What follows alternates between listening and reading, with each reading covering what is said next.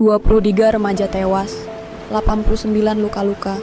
Bukan karena bencana alam, tapi karena tawuran. 72% pelaku tawuran adalah remaja usia 15-18 tahun.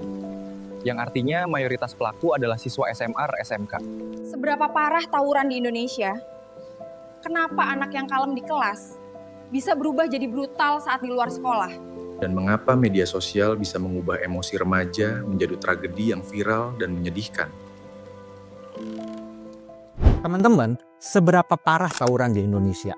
Menurut data dari Komisi Perlindungan Anak dan Polri, tercatat ada 94 kasus tawuran remaja dengan 21 remaja yang meninggal dunia dan 145 remaja lainnya harus luka-luka di sepanjang tahun 2022. Dan di tahun 2023 tercatat ada 57 kasus tawuran remaja dengan 11 remaja yang harus meninggal dunia dan 89 remaja lainnya yang mengalami luka-luka. Ini memang bukan lagi soal kenakalan remaja.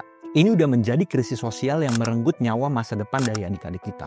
Nah, bagaimana dengan daerah-daerah yang rawan terjadinya kekerasan kelompok, dalam hal ini tawuran? DKI Jakarta menyumbang 32% dari kasus nasional, disusul oleh Jawa Barat sebesar 25% dan Surabaya sebesar 10%. Pemicu utama yang menyebabkan terjadinya tawuran ini adalah persaingan geng sekolah, balas dendam, dan juga ada pengaruh alkohol dan narkoba dalam hal ini. Ketiga provinsi ini ada wilayah urban padat dengan banyak sekolah dan kelompok remaja aktif, sehingga memang berpotensi konflik yang terjadi di tiga daerah ini.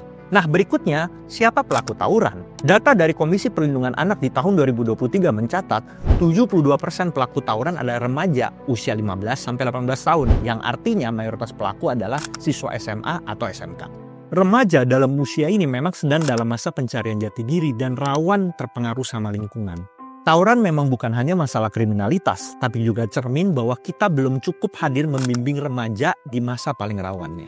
Lalu bagaimana kalau kita mau melihat secara perbandingan antara Indonesia dengan negara-negara lainnya dalam soal tawuran ini? Data dari UNICEF di tahun 2022 menunjukkan Indonesia masuk dalam 10 besar negara di Asia dengan tingkat kekerasan remaja tertinggi. Tingkat kekerasan remaja di Indonesia bahkan 3 kali lebih tinggi dibandingkan Filipina dan Thailand. UNICEF juga mencatat 33% remaja di Indonesia pernah mengaku terlibat dalam kekerasan fisik, termasuk dalam hal ini tawuran, dan 1 dari 5 sekolah melaporkan telah terjadi insiden tawuran dalam 3 bulan terakhir di sepanjang tahun 2022.